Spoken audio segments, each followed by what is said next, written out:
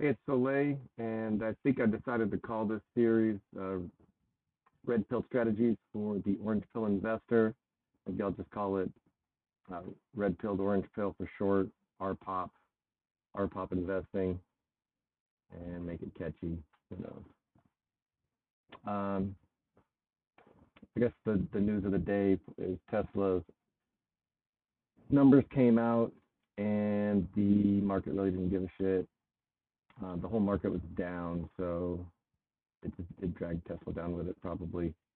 And take a look at Tesla and Bitcoin assets. So Bitcoin itself and mining companies and MicroStrategy are the only assets that I really trade. So Bitcoin and Bitcoin derivatives and Tesla, those are the only two assets in my portfolio. I'm not saying that that's what everyone should do or anyone should do, and I'm not a financial advisor, so it's not advice anyway. But it's what I do. I think Michael Saylor, CEO of MicroStrategy, said that diversification is just selling the winners to buy losers. But I do have at least two assets, and that's what I'd like to talk about. They're not necessarily an ideal trading pair. I think usually when you want a trading pair, you want something that's inversely correlated so that you can swap in and out when one is up. You expect the other one to be down and whatnot. That's not necessarily what this is, but you can definitely buy whichever stock is not up with the premium that you sell. And that's what I do. I sell covered calls, collect the premium, buy more shares with the premium, and rinse and repeat. But just looking at Tesla, if you wanted to buy the dip today, you could get 100 shares of Tesla for 24,000. But it's midweek, so you're only going to get half the premium that you would if you bought the shares on a Friday and we're picking a strike that expired next Friday. However, even if you sold this call at the money, you'd get a little over 1% return, and 1% return every year for 52 weeks is 52% ROI, which is insane. And that's assuming that Tesla doesn't even go up. Like it could just trade sideways at 240 for the rest of the year, and you'd still make 50% profit just by selling an at-the-money covered call. Actually, you'd probably get double that. But there's not a whole lot of premium in Tesla right now, so I would probably sell calls on some of the mining stocks. So there's Mara.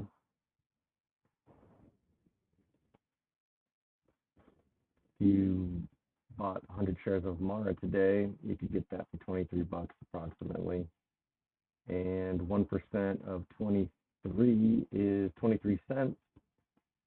So you could go all the way up and sell the 27 strike. I mean, that gives you a lot of call-away value. The stock price would have to pump all the way from 23 to 27 in order to even stop gaining money on this trade. And I probably wouldn't even go that high. I mean, you could buy one share of stock with this. That would be fine. But if I was buying in today, maybe go for the 26, you could get, or the 25 and a half, you could get two more shares of Mara, and the call-away value would be a little over $2 from 23.28 to 25.50. Or even if you had 200 shares of Mara, you could buy them for 4,600-ish, and you could sell two at-the-money calls, get 220. You still wouldn't have enough to buy a share of Tesla for that. But if you had 300 shares of Mara, you could sell 3 covered calls. And you could even do that right here at the 24 strike. And then you could just buy a share of Tesla with it, since Tesla is not currently up like as much as something like a MicroStrategy is. Even though MicroStrategy dropped 10% today, you could call that a dip if you want to. 10% off its most recent high, but it's not like it's down from the last 3 months. So yeah, if you got a $5,000 account and you buy a couple hundred shares of Mara, and then you sell some premium, you can just buy much more Mara. Let's see how much ride it is.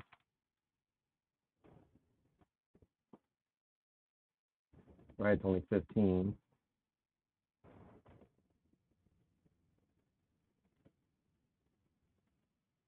But you can still get 3% almost at the money. You can get, let's see, the 1% strike would be about 15. So in here, 16 and a half, 17 strikes. You could go there. A really cheap one is HUT. Let's see what HUT's liquidity is. This one still scares me a little bit because it wasn't very long ago it was trading at $2. So a lot of times when these things pump, they'll pump and then they'll lose 50 to 75% of the pump and end up, if it goes from 2 to 10, it might drop to 3. But that didn't happen. It only dropped to 8 and pumped again to 18. It's dropped about a third of its value. So let's see what HUT options are. Selling puts is also a long strategy. It's actually half of the wheel strategy. May talk about that in a later video, but there's tons of wheel videos already. I'm not sure I could really put a whole new spin on it or anything. There's one thing that I do maybe a little bit differently than some others. Sometimes if, like HUT was what? Just in the last week. If you bought in here at 16 or 18, you're probably brokenhearted because if you try to sell a covered call, let's even go out to next week. If your cost basis is 18, actually, you could still get almost 2% at the 18 strike. That's crazy. All the times, if you're selling covered calls or something and the price bottom really drops out, you get stuck holding the bag because people don't want to sell a covered call below their strike. Like if you bought at 18 and you sell a covered call at 17, then your shares could get called away for 17, and technically you lose $100 a share on that trade. And that's the thing that I do a little bit differently. Some people will, it's called bag holding. So you get stuck just not selling covered calls, and you just have to sit there and hold the stock until it comes back up. I don't do that. I would probably sell this 17 because it's only an 88% chance. There's an 88% chance-ish that it'll stay under 17 anyway. Plus, you're getting paid the 43, so that kind of knocks your cost basis down from 18 to 1757. And so that's how I look at it. I don't want to get stuck bag holding. And people say, oh, but what you could lose money on that trade. And I think in order to be an even-keeled trader, you have to understand that sometimes you're going to lose money on trades. If you want to either win more trades than you lose if all of the trades were equal, or you just have to win on the trades that give you the most profit, and you can lose a whole bunch of trades if you don't lose very much. As long as you're winning more than you're losing, you're fine. So I like to make sure that no matter what happens, I'm collecting premium, even if I have to risk losing some money on a trade for 1 week or 2 weeks. Over the long term, I still think it works out in my favor because you can still, even if you sell these two, if you bought in at 18 and you sell this, the price drops on you and you have to sell this 17 strike, you can still buy at $12 a share, you can buy 3 more shares of HUT. And then if the price pumps back to 18 and screws you, I mean, at least you can sell those three shares of HUT that you bought for 12. You can sell them for 18, and that's another 30, 54 bucks.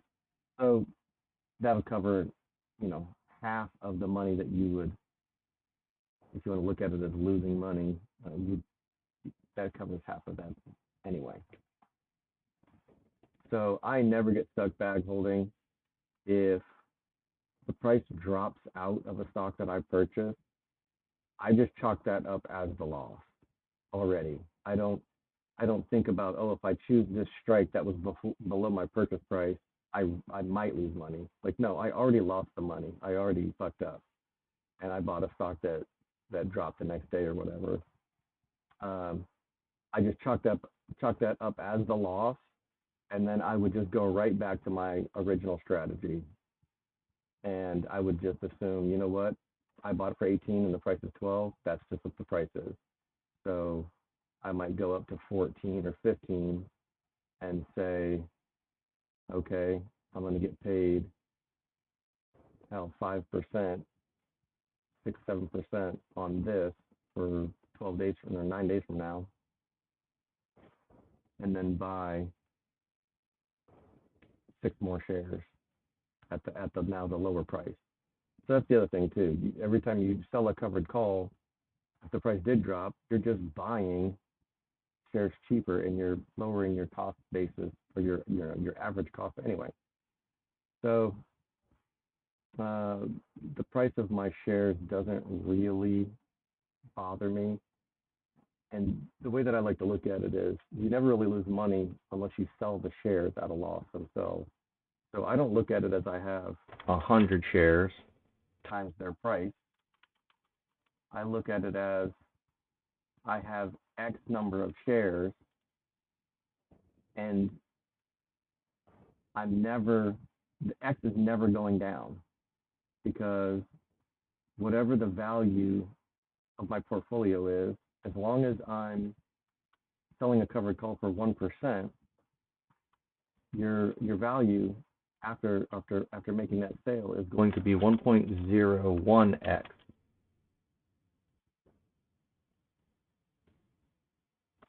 And then next week, it's going to be 1.01x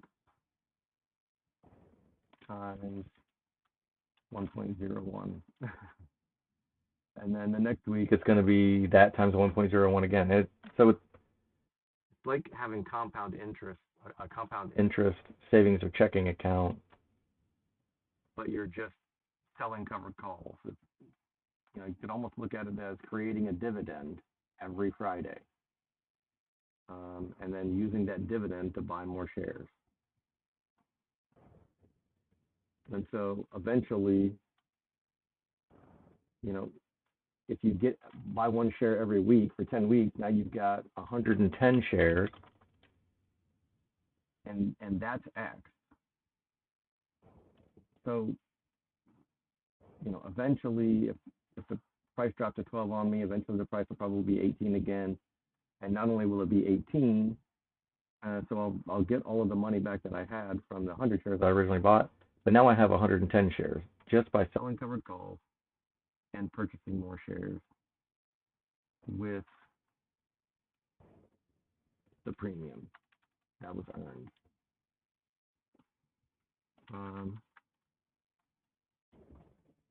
But since I trade MicroStrategy and Tesla, even with MicroStrategy falling off 10% today, I mean, selling a covered call against MicroStrategy, I mean, you can allow for a fairly good call away value. So 1% of 635 would be 630.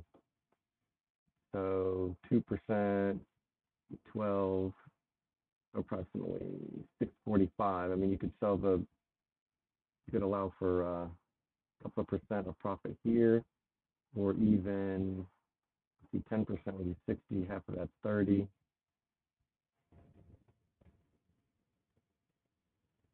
to going all the way to the 675 strike, you could allow for MicroStrategy going up 5% just by Friday, and you could still collect $700.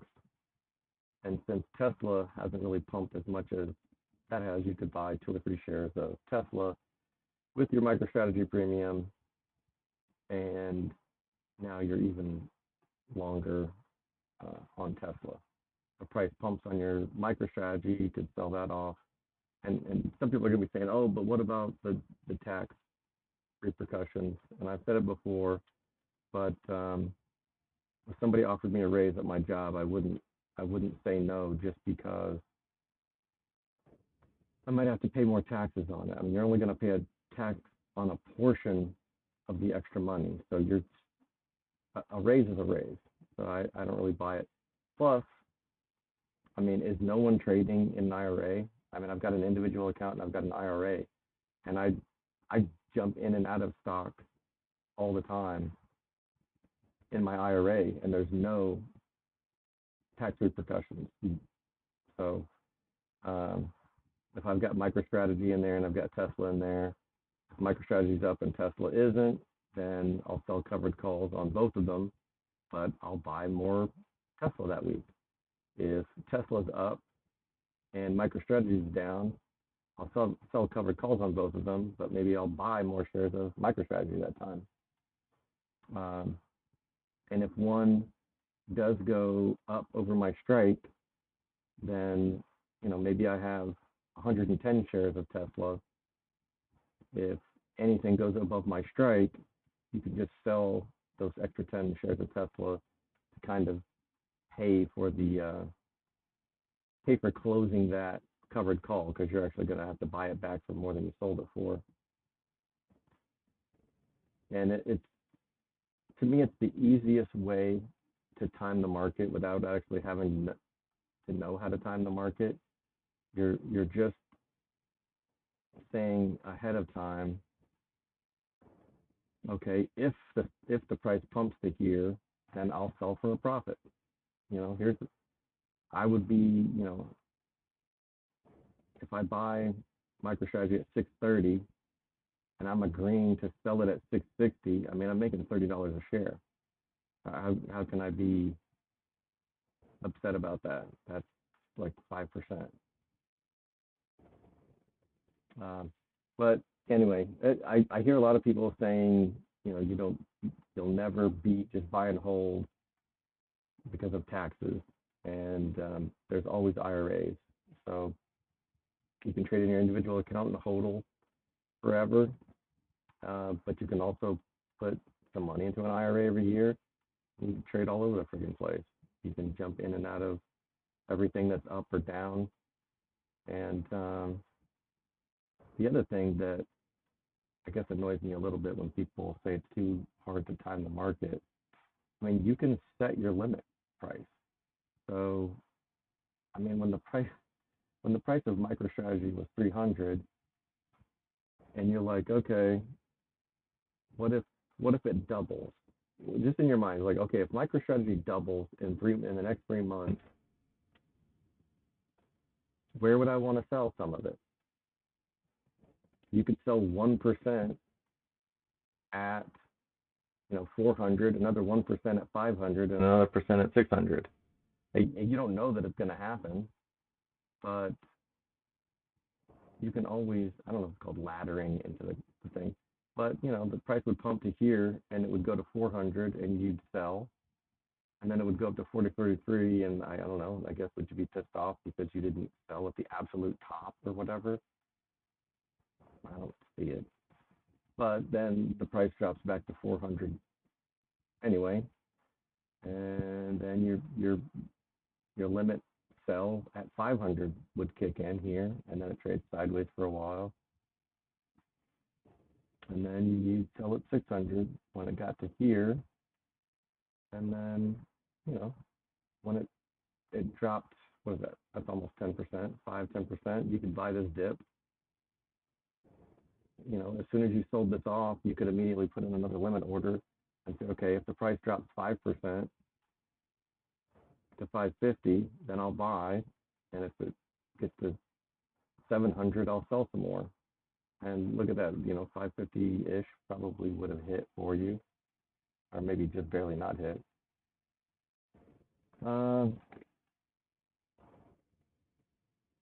Let's look at this for a year.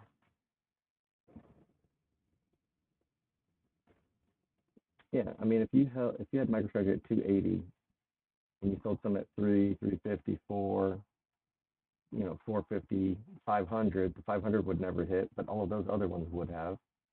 And then you can buy the dip with that cash every time it drops.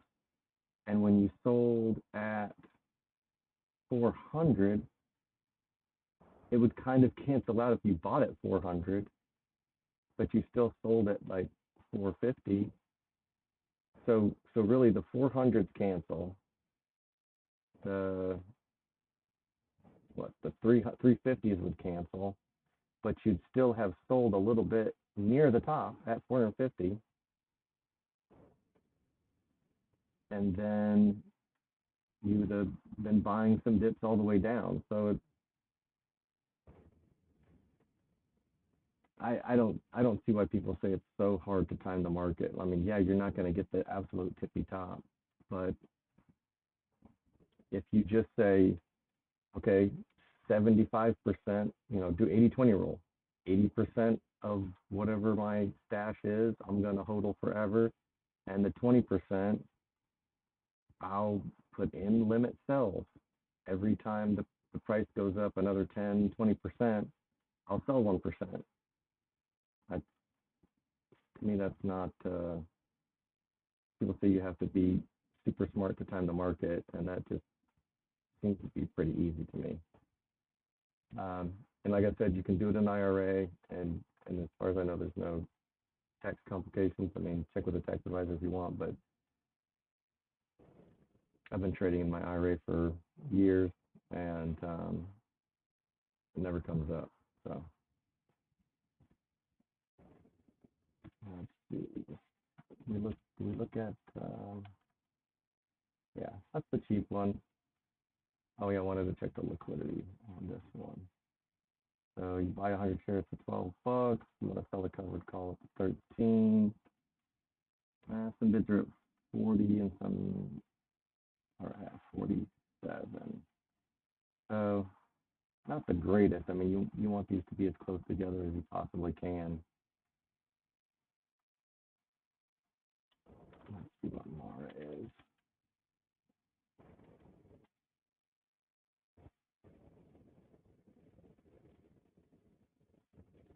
So the covered call 25. The bid and ask. That's still that's the part here. But I think there's a lot more volume and open interest. So you're going to get fills on Mara way faster than you are Hut. But Hut's half the price, so if that's what you can afford, then that's what you can afford. And with the cheaper stock, you're going to be able to reach that magic number of 10,000 shares faster as well. And I'll just go over that again. You got 10,000 shares, and you earn 1% premium. That is enough to buy another 100 shares. So now you have 1010 shares, and then you can sell an additional covered call. You're gonna actually have 101 shares, and then the next week you're gonna sell 101 covered calls, buy another 100 shares, sell another covered call. So you're gonna have 10203. Maybe 202. 101 covered calls, buy another one. Because it's 10202 just with the extra 101 shares, but then you're going to be able to buy another 100 shares. So yeah, there's 10203. And then next week you're going to sell 102 covered calls. You can buy another 100 shares. So you're going to get 303 this time. So now you're at 105. fixed. And that's why I call getting 10,000 shares reaching critical mass when it comes to selling covered calls, because as long as you target at least 1% return, as long as you pick a strike that gives you 1% return, you're always going to be able to buy another 100 shares and then turn around and sell a covered call on the 100 shares that you just bought. And HUD is one of the cheaper ones that are in I consider it a Bitcoin derivative. It's a mining stock. There could be others. Mara, Riot, and HUT are the cheaper ones that I trade. And the most leveraged play is MicroStrategy, so that's my favorite, especially since we seem to be heading into the next bull market. So if you can afford MicroStrategy, that's what I do every chance I get. But when you don't have enough money to even necessarily get a whole share of MicroStrategy, if you're playing with under $5,000, you gotta play with these cheaper stocks. All right, I think that's it for today. Be good, y'all.